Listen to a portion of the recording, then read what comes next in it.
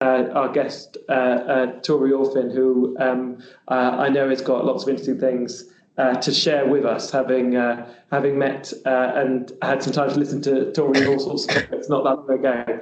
So just to do a bit of an intro to embarrass you, Tori, before we begin, and then I'll hand over to you. So just to go through Tori's background. So Tori Olphin MBE, I should say. Tori is got a fantastic career background from experience on the front line of policing and sometime working as a detective, and then work across the world of research and academia. And that includes the present role leading on data science and research and also evaluation at Thames Valley.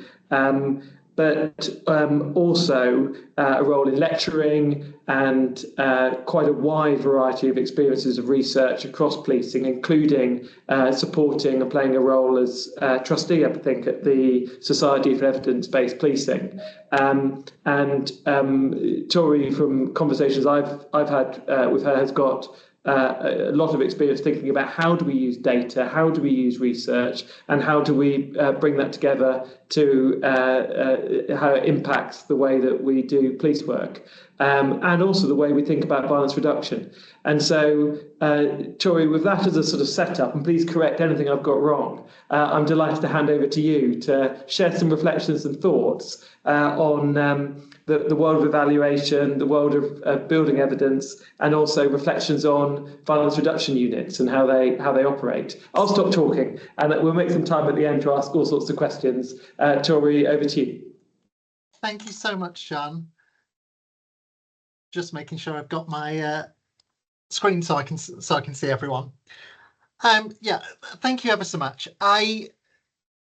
It has been a bit of a weird career, dotted around all over the place, but it makes it so applying different ways of thinking to what we do in the public sector, because if we keep doing what we've always done, we always get what we've always got. And it's meant that given constraints, how do we end up running things? And so I took over as head of research in Thames Valley about 1.5 years ago, and found that we, like many other areas of business, were in a position where we had lots of things that we called research, and we were trying to learn lots of things, but we weren't actually running it in a way that would allow us to find out whether it worked or not. We didn't have control groups. We didn't have trials that were planned in order to analyze them. So we were giving them to poor researchers after the fact to say, we've done this thing, could you tell us whether it works or not? Which, unfortunately, that's public sector the world over. And the answer, in my opinion, should be no. I'm really sorry, I can't. And then give it back to you and tell you to do better next time. But we pay quite a lot of money, and often 25 to 50,000 pounds a time for people to do this. So people say yes, and they do give us something back that generally includes the words shows promise, or it might, or it's likely that. At which point, if you get those things on your desk, probably throw them away, because they're not actually telling you anything anymore. Apologies in advance, I am really blunt. I say it as I see it, but and please tell me if I'm wrong, and I will absolutely hold my hand up and own up to it. So during my time at University of Cambridge, I helped with the analysis and oversight of research design in about 200 to 250 trials, and I've led 7 randomized controlled trials live in policing, social care, or public sector to date. And those, as well as the learning from where they've gone wrong, made me realize we needed a plan. So I think the first bit was that I saw some common issues with what we were doing. We were getting funding deadlines that didn't have very much time leading up to them. And we were panicking once we got it, bidding for funding without quite knowing what we were going to do with it. And then we'd try and plan the thing really fast as soon as we got the money. And it meant that we weren't planning the analysis, because that's something we can do later. We don't need to worry about that. We weren't tracking what we were delivering. We weren't planning to track. And there was a lot of fear of running randomized trials because we hadn't had the time to think it through with the people that were delivering it, to work out how we could do it in the most ethical way. It meant that often our control groups weren't pre-planned, and we couldn't tell the counterfactual. We couldn't tell what would have happened to that group of people had they not got that. And that's the main benefit of the control groups. It's the reason why John and his team at the YEF have so many randomized controlled trials running across the country, because they really are the only real way of identifying what would have happened if they hadn't got that thing and what happened if they did. And then you can work out what the cost benefit is. But what we were doing instead was trying to run things up front without measuring the baseline of how many cases came through. I know of at least one case where an organisation decided they were going to do an intervention with women in custody. And they paid for a full-time post to come into a custody block and be there 7 days a week. And then 2 months later, they wondered why there were only 4 cases that had come through for treatment. If they'd measured the previous year, they'd have known that they had an average of 2 a month. But without looking at the previous data, without using data to build our trials, we make mistakes. Mistakes that Daniel Kahneman would say by doing a pre-mortem, we could avoid up front, and we could prevent ourselves making those mistakes in the first place. Leads to us not being able to say what works, not being able to spend money on things that matter, and not knowing what effect our money has had. And if we looked at most of the things that we do in the public sector, sadly, we wouldn't have a clue whether they work or not. We deliver an awful lot of things. We spend an awful lot of money. Probably quite a lot of those things are great. But a lot of them aren't going to be doing anything either, and we don't know which are which. We also end up with clashes between interventions where 2 trials are running in the same cohort without realizing, where we give everything we can possibly do to one person and then wonder what changed their behavior, and all of the trials claim that it worked. It means that we rush. It means we don't make the most of our funding. It probably means we don't get funding often enough, because we haven't planned properly up front, and we're not going for the right funding. We're not finding the opportunities that we've got. And it can mean that we mess up and we spend much more money than we should. So I sat down very early on and came up with some principles that are very much mine. These are, I hope, TVPs, but they're very much my principles of how I believe research should be done. I then try to build everything else based on these. So we need strong evidence to be able to argue for spending money or resource on one thing over another. Everything in the public sector is a matter of a choice.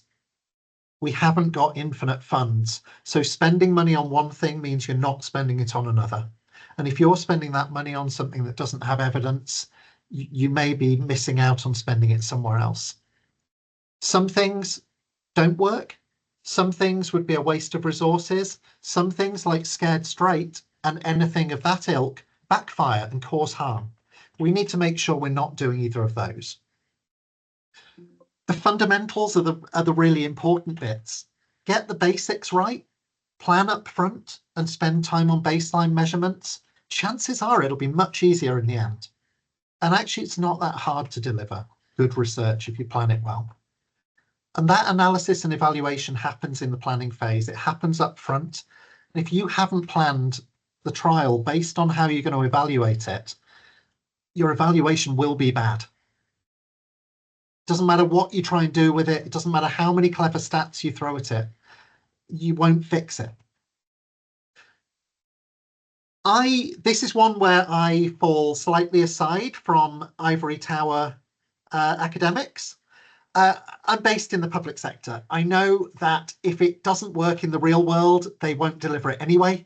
And therefore, it's better to have a slightly flawed, but the best test you can do of something that can actually be implemented than something that only works in lab conditions. It is amazing to sit in a room of people who are willing to admit where they don't know what's going on. You end up with the best conversations I've ever had, where everyone in the room says, you know what, actually, we don't know. Let's build something. Let's design something based on only what we know, and let's acknowledge where we don't. And the most valuable thing we can do is acknowledge where we don't know anything. One of those things is our risk assessment tools. I'm a predictive data scientist. If anyone tells you that their risk assessment tool does predict accurately which children are going to come to harm, and that they can identify with a good degree of accuracy whether that child is going to come to more harm than that child, they're probably not right. Our risk assessment tools aren't great at the moment. They need some work. But it also means that randomization might be fairer than people often think, because we can't actually choose accurately which people to give treatment to. There are ways of narrowing it down, so you can make less efficient than a predictive algorithm. You might have some rule-based metrics that give you a better chance, and you can do stuff that's better than we currently do. Scientific method, the more we try to disprove our findings, the more we can rely on them. We can only disprove, we can't prove. And don't ever feel like you're a failure if your trial doesn't work. Nothing ever survives contact with the public sector. When have you ever known anything delivered exactly as they thought it was going to be? And honestly, it's much better to say that we failed and learn from it than try to draw unsafe conclusions and base future policy on false evidence. So this was the way of trying to build a project management approach to delivering good research that would allow us to realistically and consistently deliver really high quality research that was well planned up front. Each of the pink boxes at the bottom are a stage gate. So they are it can be one person, it could be a group of people that meet up, but essentially they need to have some way of answering the statement in the box. So when someone comes in with a new idea in Thames Valley, they may bring it to me or to our project management office and say, I've got this great idea. I want to run a scared straight scheme in Thames Valley. I want to take kids to prisons and show them how bad it is. That would come into gate 0, where we'd go one of 3 options. Top option, it's a great idea and we have got resource. So yes, and we have got resource to do the next step. Go with it. Yes, and we don't have resource yet. Pause at gate 0. We will take it on when we can, but we haven't got the option yet. And 3, like that scared straight scheme, we already know it's a bad idea. Bin it fast. Amazon used to have a way of looking at the world of fail fast, fail often. I would much rather have hundreds of ideas coming in and we go through them and scroll a bunch of them out. We'll end up with a bunch that do make the cut. They then go to research scoping. If we don't know what's already been done in the past, what evidence there is, which things in trials of this thing that of this idea that we're about to test look like they work, which things show promise, which things are generalizable to our area. How do we ever plan to test something or design something? So we should use resources like Yates. They've come up with a library of documents that allow us to give a quick first overview. Chances are we're going to want to dig deeper. Chances are we need to look at the original literature for the relevant papers to see how we might want to design our cohort best, what the power might be likely to be. that evidence of what's worked in the past, what consistent themes there are in trials that didn't seem to work, will allow us to build a better trial. That then comes to gate one, and we work out whether actually does it sound worthwhile. We'll either find out that all the evidence in the past says, no, this doesn't work, don't bother, and it'll go down the pan to next idea. It might be, actually, the literature says there's already so much evidence of this. Please don't test it again. Just do it. Make this an implementation instead. By all means, do an experimental implementation to make sure you're implementing it as they did. But just do it. Don't test. Alternatively, it might be, yes, we want to test and we haven't got resource, or yes, we want to test and we want to go to the next stage. The next stage, we need to know whether we've got the capability to do it. We need to run a baseline, find out what likely outcomes we have for the bad stuff we want to prevent. How many of those do we have? Does our group look like the groups in the literature? Do we have the staff to deliver it? What throughput of cases do we have? How long would it take us to run? Because at this stage, we're able to say, you know what? I don't have enough cases in Thames Valley. I'd have to run it for 3 years. But actually, I've got a friend over at Leicester and a friend in Hampshire, and I reckon they'd be up for doing this with me. We could run 3 small trials that build into one larger trial and actually produce the same results. We don't need to do it alone. Sometimes we sit on our little islands and we don't necessarily need to. If you can document your planning, it makes it much easier to take it to someone else and get them to buy in. So at this point, we need to identify who our cohort would be. So find a way of identifying that cohort so we know that somebody else would be in the control group.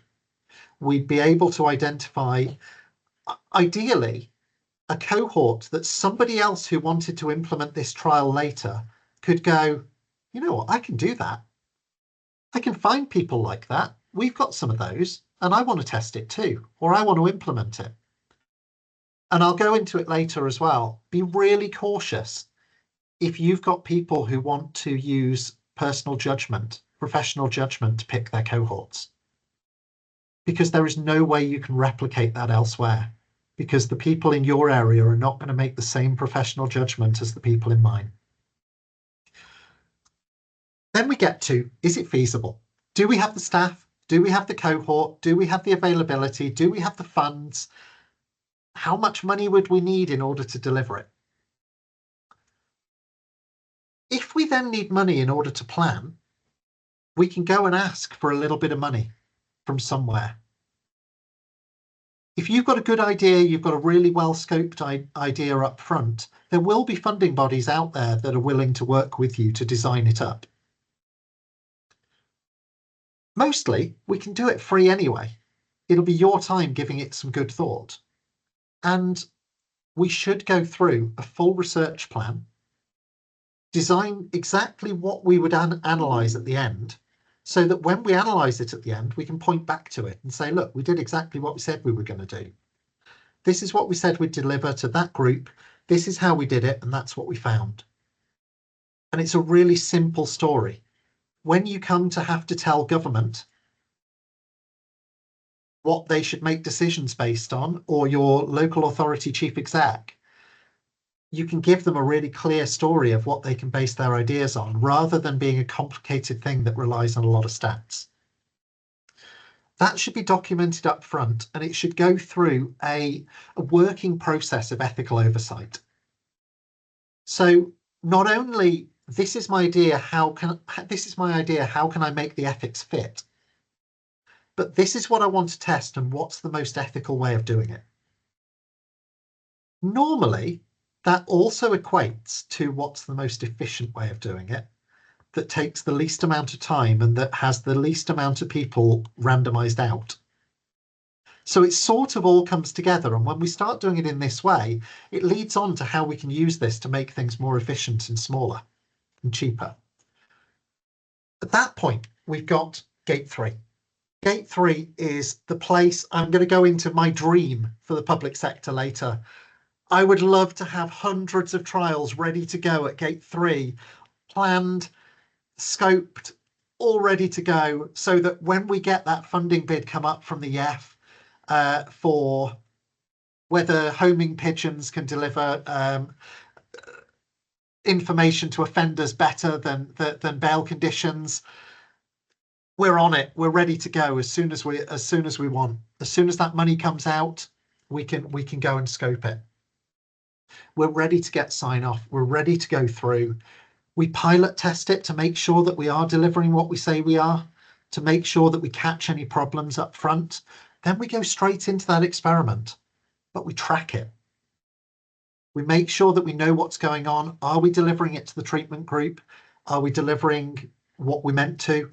Are we not delivering it to the control group? Have we not got any crossover? I remember a trial in a police custody block where they had a custody sergeant who realised he could press the button on the randomizer more than once and get a different result. Every time a case came in, he kept pressing till he got the result he thought there should be. They didn't find out till 6 months later, and that wrote off 6 months of a trial. We can find out earlier and not have those problems. So then we analyse it, we publish exactly what we said we were going to do, what we were going to do, we acknowledge our weaknesses. And this is something that's really important when we run small trials. We may be able to show that something's worked, we may not be able to show that it doesn't if we're running an underpowered trial. We can then randomized trials allow us to work out what the benefits were. So we know what we've spent, we know how many people we treated, we know what the outcomes are, so we know what it cost. We can then do some value stream mapping of that person's or people like their route through the criminal justice system. What did it cost? And we can use Lean Six Sigma techniques in order to identify the likely cost savings, not the arbitrary cost savings of what does a violent crime cost society. No one's going to believe that it saves them £1.7 million for that violent crime, but they might believe that it saves them 13 hours of a resource's time. And we can do that. Gate 4 allows us to reflect on what we've done. We need to look at it honestly and openly, acknowledge our failings, work out, did we deliver exactly what we said we were going to? If not, root cause analysis, find out why so we can learn from it later. Whatever we find, publish it somewhere. Doesn't have to be academic literature, can be in a magazine, in policing magazine, for example, or the College of Policing's releases. Loads of places to actually put that out there. There's also some places where you can publish literature that isn't peer reviewed, that just I know we haven't found what we wanted to, but we want this information to go out there so other people can learn from it. This is open source. Please, if you want to use it, steal it with pleasure, with pride. Ideally, tell people where it came from, please. But we put it out under open government license because it really works for us. And I think it could save people a lot of heartache and pain. So, going to move on to RCTs and QEDs as well, but mostly RCTs. And the fact that they're big, complicated, expensive, take ages to run, difficult, and we can't do them. These are all the objections and the reasons why people think they cost millions of pounds. Some do, don't get me wrong, but these aren't actually true in most cases. So this is some thoughts I've got, and please bear with me for my musings on why I think we can run much smaller things much more frequently and get much more evidence, because I don't believe these things are true. I think you can do things that are randomized control trials that are not any of these, and I believe all of you can do them. Every single day, each and every one of you will have experiments going on that are targeting you. You will not even know they're there. If you scan your Tesco Club card, you will probably be given a randomized voucher that is experimenting on whether giving you that voucher instead of that voucher makes you spend more money. Amazon probably show you a different price to me on certain items because they're experimenting with whether giving you a 33% discount gets the same benefit as giving me a 25% discount. Why would they give a 33% discount if a 25% discount does it? So the the private sector do these A/B tests, they call them, all the time. Day in, day out, hundreds of them going on at any one time. Yet we think they're really difficult. And I was trying to work out why that was. Experiments can have a massive range of complexity. It is possible to do something like Project Cara, which was an out-of-court disposal program done with domestic abuse offenders in Hampshire. Amazing trial. If you haven't seen it, go and look. It's got some incredible findings. However, they had to have legislation changes in order to run it. There were years and years and years of upfront planning to allow them to do it because it wasn't lawful to do in the first place. But they went and got the legislation changed. They managed to do it and they managed to run it. And they got the results at the end that were what they hoped.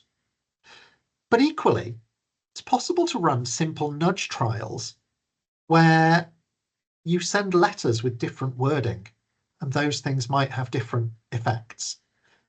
We're running a speech and language assessment randomized controlled trial in custody to see whether actually giving advice to officers about speech and language needs of the people they're dealing with makes them deal with them better, and also whether it improves the outcomes for those people. A very simple one would be, in policing, we often have a bail condition of you're not allowed to contact that person directly or indirectly. Well, how many of us know what directly or indirectly means? And if you've got someone with speech and language needs who doesn't really understand it, are they going to breach the bail condition anyway? It would be possible to randomize people to get directly or indirectly, or you're not allowed to contact that person in any way. That also means you can't get your friends to do it on your account. Try both ways. Does one of them result in fewer breach of bail? Very simple to do, actually doesn't cost anything, except a little bit of thought. So the benefits of keeping trials compact, you get the results faster, which, given turnaround in the public sector and an expectation of results, spoiler, even if you give the results after 6 months, it still won't be fast enough. But it'll be much faster than it could be, much easier to manage, less expensive, means you can test more things. If you've got a budget of £1 million and you spend £200,000 on each rather than £1 million on each, you can test 5 things instead. If you deliver something that's efficient, and if you test an efficient delivery, it's much more likely to be something that is taken up afterwards.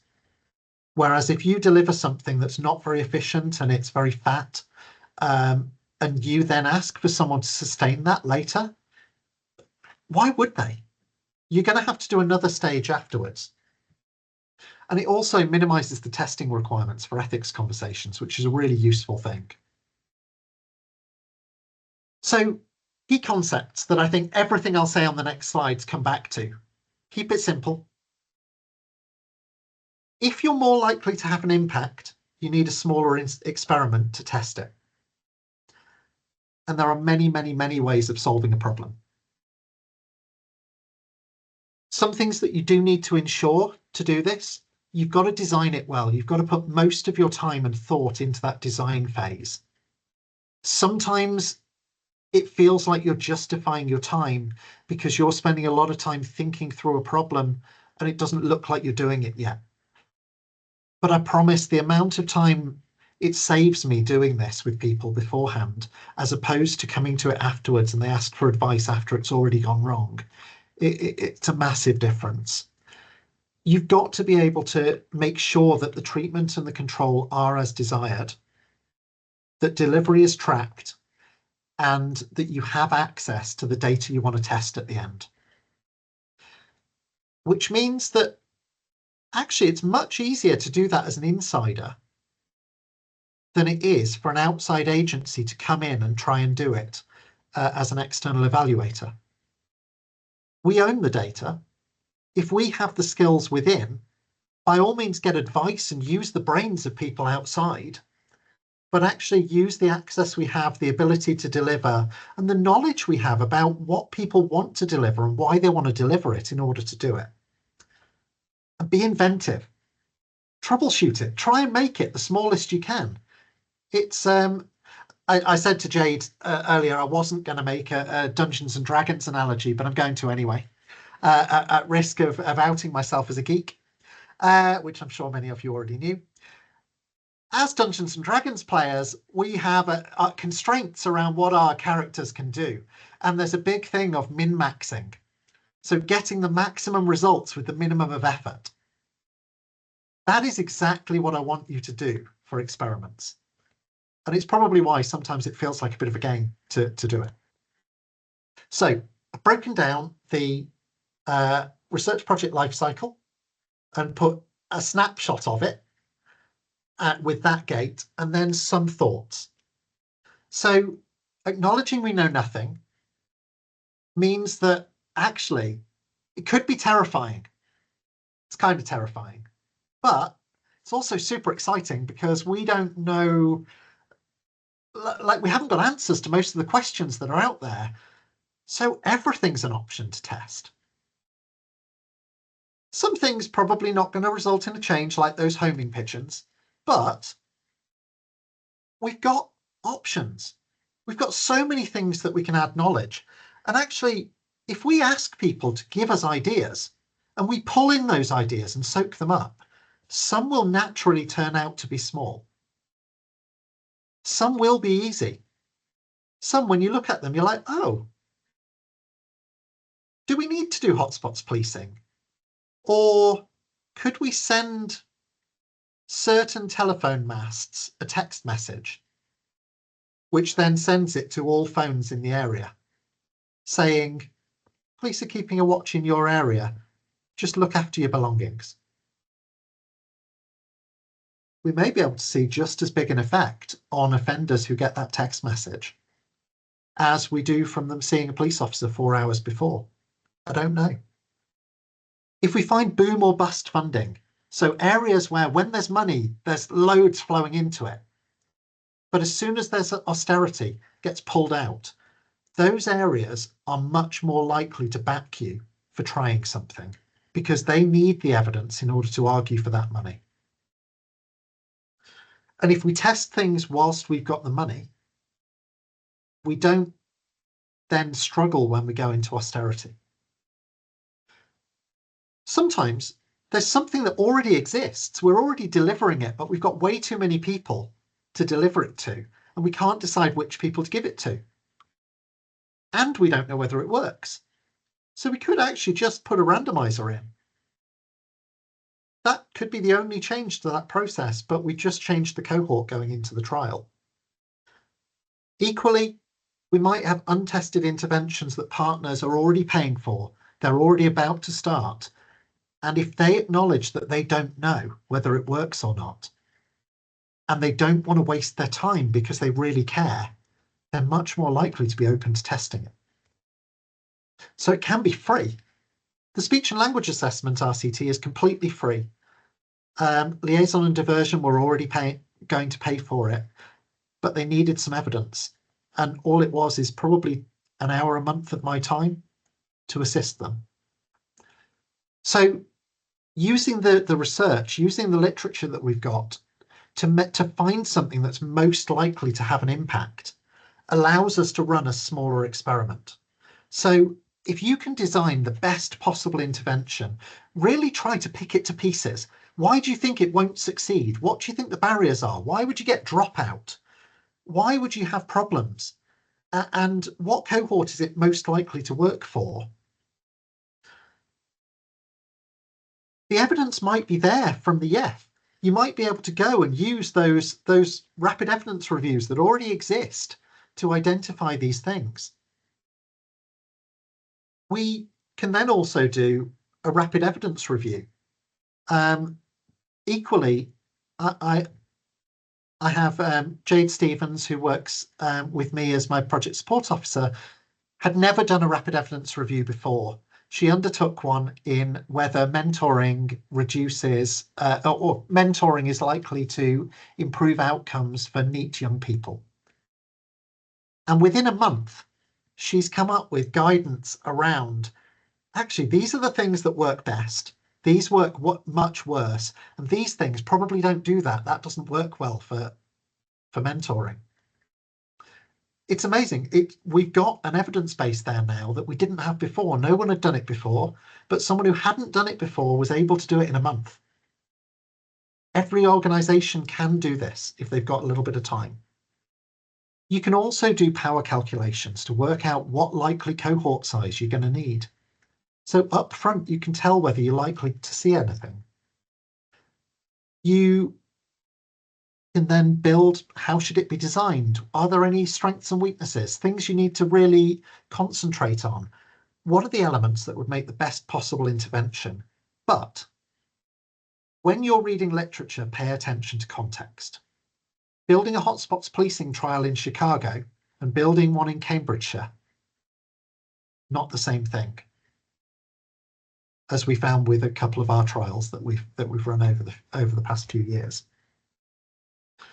So we can then also use our cohort to maximize this too. So we've got the best intervention we can design, but also if we pick a cohort that are likely to have the bad stuff happen, we're more likely to see an effect if the intervention is effective. So if I have a cohort where only 1 in 10 of them would be expected to be arrested again, I need 10 times the sample size as what I do if all of them are going to get arrested again. Now, we're never going to get a perfect cohort. There's always going to be some slack in it, but we can definitely do better than 1 in 10. And often it's laziness that leads to us not picking the right cohort, that leads to us not taking the time to actually identify a group that we think will go on to suffer the bad thing. Our Schools Navigators programme is a randomised trial in schools, and we found that actually children who get suspended for the first time are about 70% likely to get suspended again. But trying to guess which children will get suspended for the first time is way more difficult.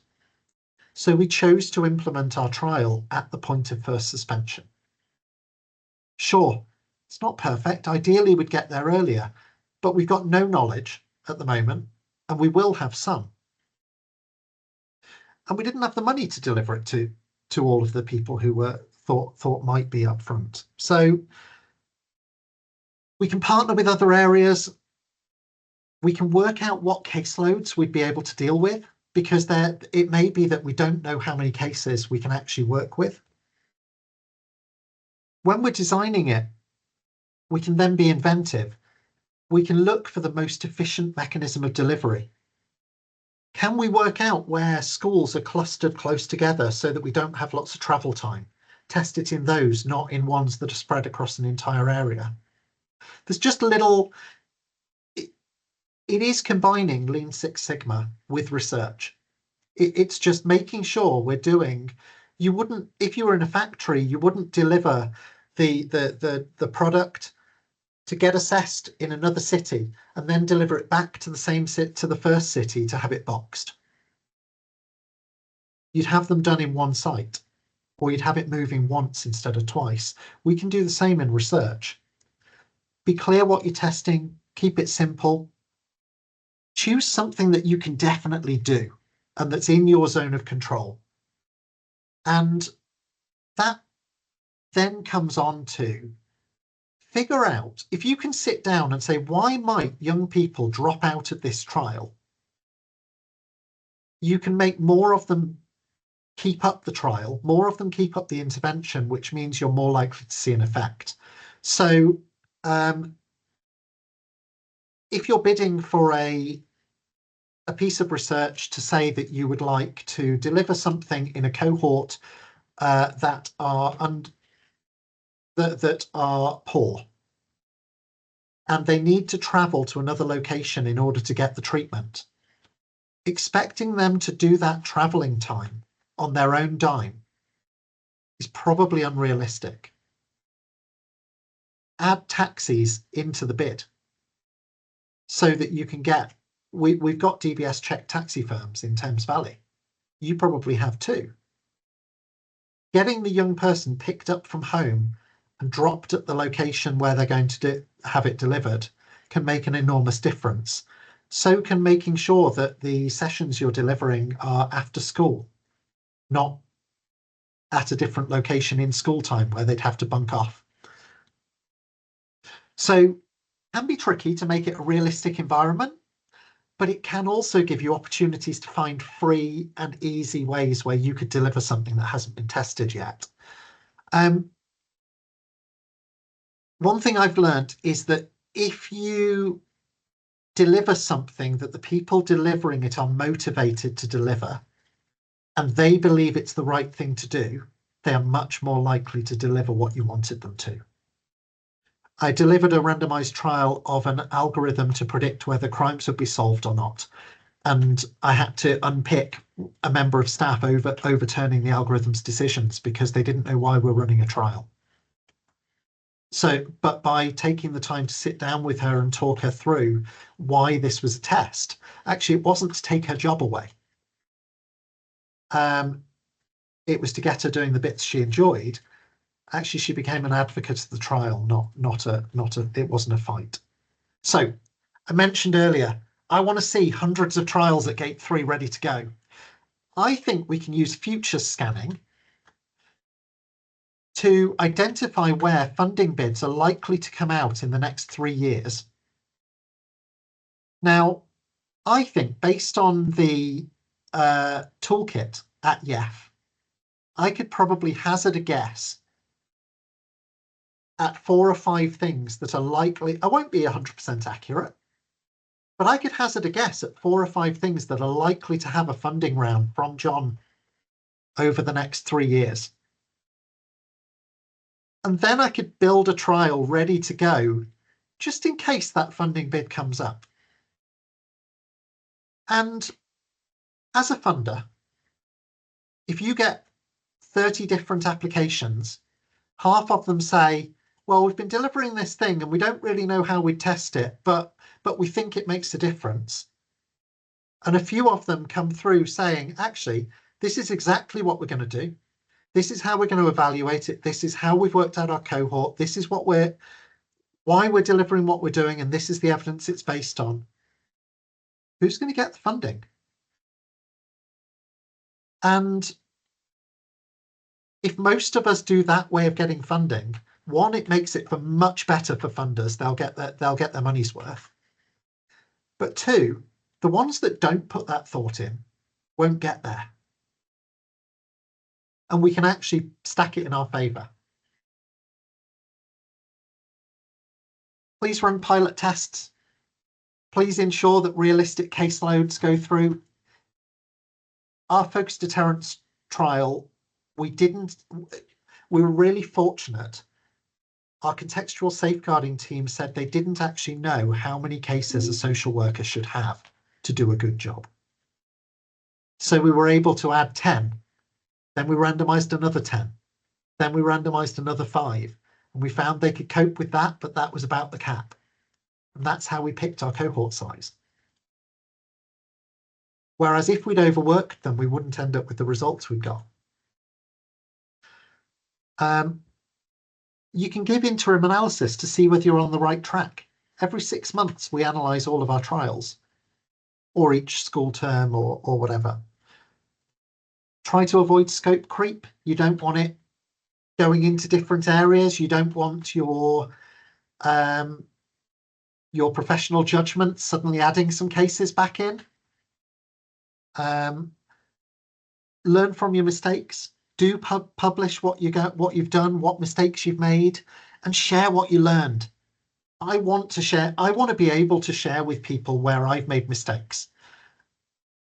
And I want to not be judged as useless because I made mistakes. And if we all gave each other the freedom to do that, I think it makes for a much more productive research environment. So that's the life cycle again. Don't overclaim negative findings. If you're running a small trial and it has a chance of being underpowered, because you can run small trials and cheap trials that have enough power, that's not a problem. But you can also run small trials that have a risk of being underpowered, but if you got it right, they'd show something. In those cases, don't overclaim that it didn't work. You could do a lot of damage. But equally, it doesn't have to be big. You can get enough power. And I'll give an example of our focus deterrence. I call it focus deterrence. I think I should change the name, as we'll see in a sec. But we can give an effective intervention to a cohort with a likely outcome and require very small numbers. So I want you to go away and think about what opportunities in your area of business you could exploit. I want you to look at how you could make things more efficient, where you're wasting money in interventions that you've got, and how you could make them both more efficient and externally generalizable by making a cohort that other people can tell they've got or not, and interventions that they can tell how they're delivering it and that they could spend money on. Really importantly, I often come across as someone who is RCT, RCT, RCT. That is entirely not the case. Where I want an answer of whether something works or not and what the value for money is, 100% I'm choosing an RCT. When I want to know what might create the best trial, what might create the best intervention, actually I might go and interview a bunch of kids to ask them what's going to work. Use qualitative research too. Don't shun it. It's not less, it's just different. It does something entirely different, but you've got to use it meaningfully. You can't run a trial and then have qualitative outcomes because you couldn't get quantitative ones. That is qualitative research done badly. That's just, I think, bad science. So, focus deterrence. Now, I don't know whether we should actually call it focus deterrence because it is actually long-term contextual safeguarding and problem solving of a young person's life with procedurally just police support if it goes wrong. So our cohort is a cohort of young people who have carried a knife at least once in the last 12 months. And within the last 24 months, they've either carried a knife again or committed a violent or sexual offence. These are repeat offenders that are, you might say, really, really serious. The policing agent, the policing team that were dealing with these people did not think there was any way that this group of young people would engage with the intervention that we came up with.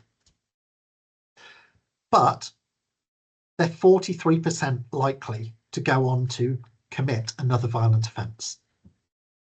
So we've got a relatively likely outcome. We looked at focus deterrence more as a way of looking at if you can problem solve the problems in a young person's life, you might be able to help them to design out the reasons why they're committing crime in the first place and give them reasons not to. It might be that actually life at home's really difficult and mum needs help filling in benefits forms because she can't read and write very well. And so they've not got food in the fridge. So the kid's getting bullied at school because his shoes are damaged. Actually, our problem solvers that we allocated a low caseload, 20 to 25 cases. So our entire cohort is 45. Our treatment cohort is 45 people. But we allocated them a youth worker for a year. That youth worker was given free rein to do whatever they felt was right for that young person within cost reason. So it could be helping mum with benefits forms. It could be getting them CAMS support. It could be going and getting them an autism assessment. It could be speaking to the benefits agency on their behalf, going and sitting down with the teachers at their school to work out a way that they cannot be excluded.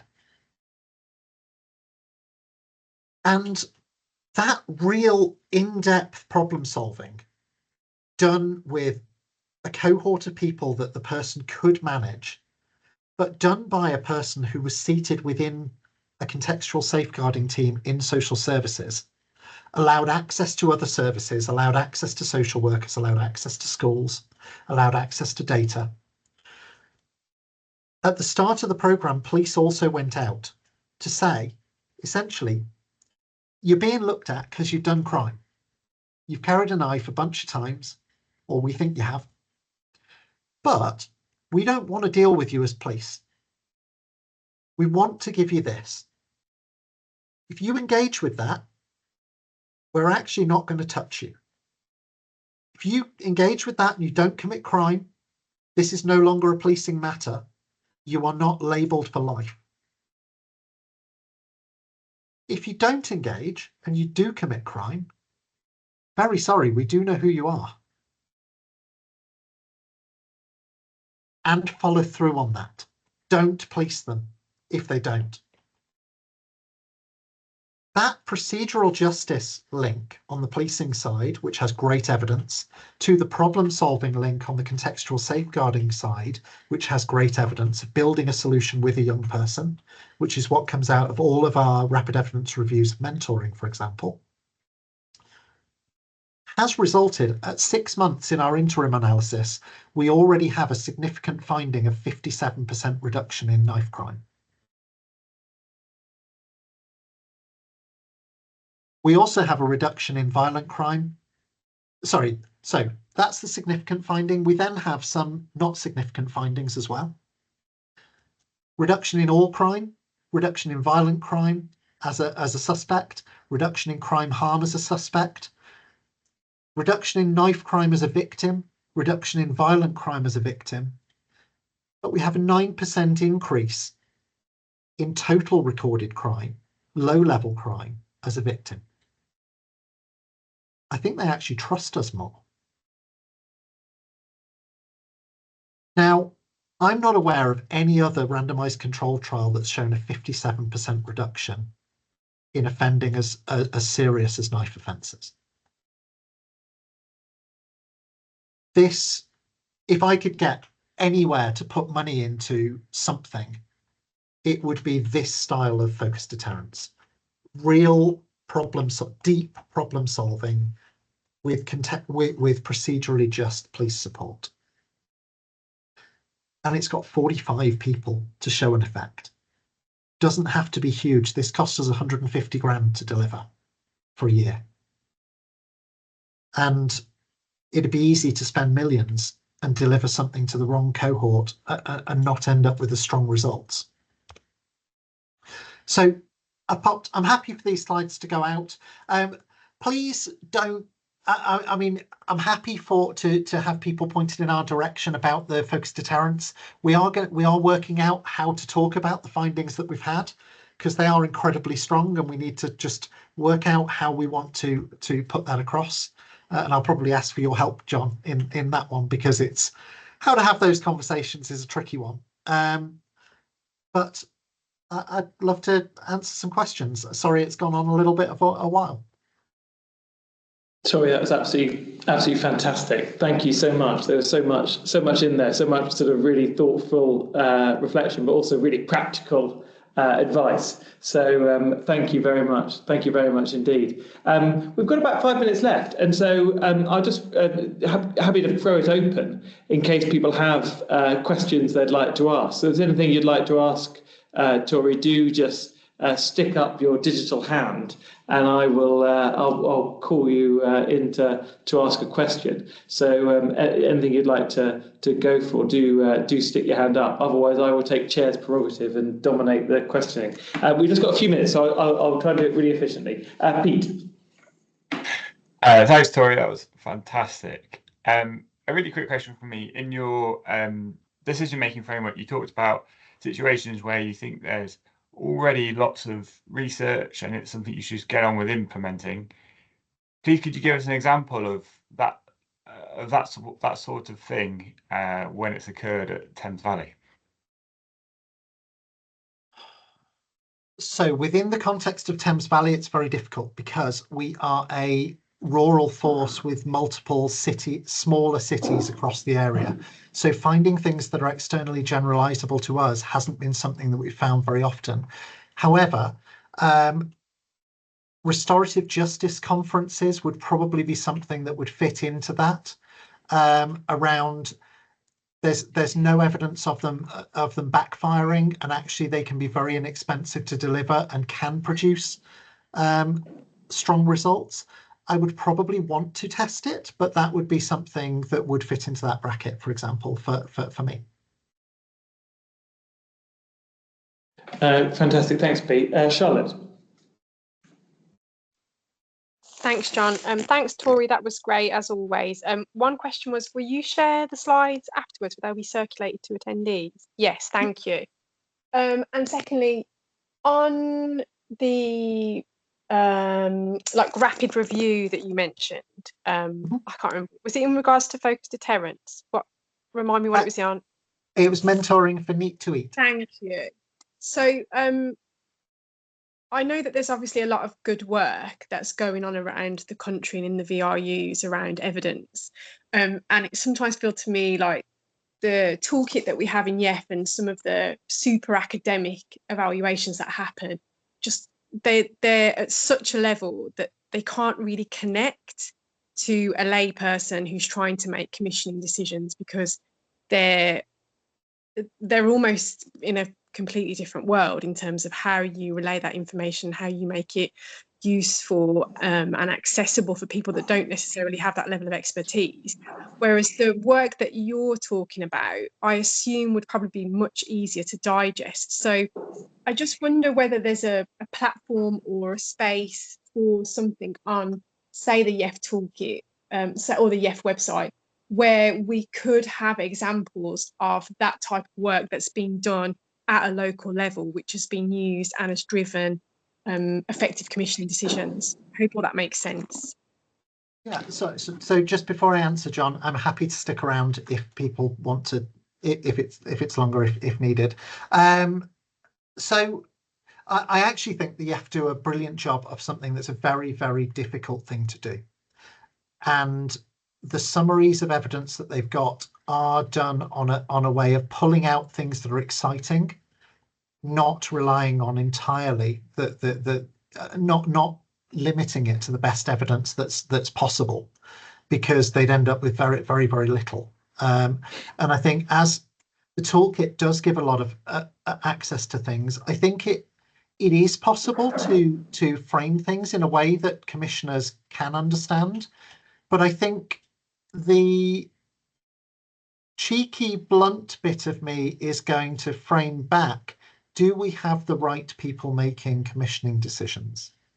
Because if they don't understand what the evidence is and how to read whether something is good evidence or not, should they be the people making the decisions about whether money is spent in that way?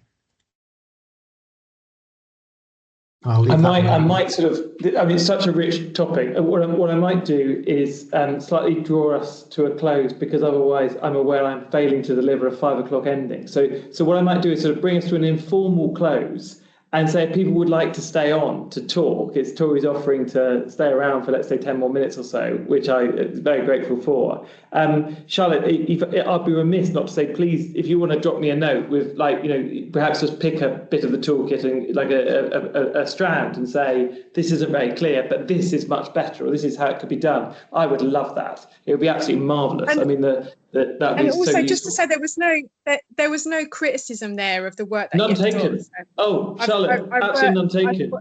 I've worked in I've worked on the policy side in the Home Office, and now I work on the operational side. So I feel like I have a bit of a unique insight, really, coming from one side to the other about some of the challenges and some of that disconnect that inevitably happens, and how we can just perhaps make things as accessible as possible. And I think a lot of commissioners are doing the best that they can with scarce resources and need access to information that's really easy to understand. So I think it's just about bridging a gap. And I know that YEF do that. But yeah, no criticism intended, John. No, Charlotte, none taken. If people can show us how to, if people can show you how to do something better, it's a gift. So no, absolutely none taken at all. I mean, we're in the business of trialing and learning. That's what we're talking about. So it's brilliant from my point of view. But no, any sort of particular, if you wouldn't mind sort of putting 5 minutes into, here's an example, then I can sort of act on it, which would be marvellous. I'm going to draw us to a bit of a close. Tori, you have the final word, and then we'll informally close. I think it would be really interesting to have a place where people record what is going on and how they're trying to solve problems, so that those ways of solving problems could then be sort of given a grading, if you like, of this is likely to produce good evidence or this is less likely. And people could then learn from actually which things look good and what does good smell like. Yeah, Tori, those are wise words. Well, look, let me close this off informally at least, or formally at least. So, Tori, thank you so much for giving up your time and wisdom so generously, and thank you so much everyone for joining. We do these regularly, so if you found this helpful, do come anytime you'd like to our virtual learning cafes and sign up to the newsletter to hear about them. I'm going to log off and say farewell because I have to go and catch a train. But Tori, if I leave it in your hands, if people have further questions, and it's like Lynn, you might be kicking us off. But thank you so much, everyone. Lovely to see you all. And Tori, thank you. I appreciate it very much. Thank you so much.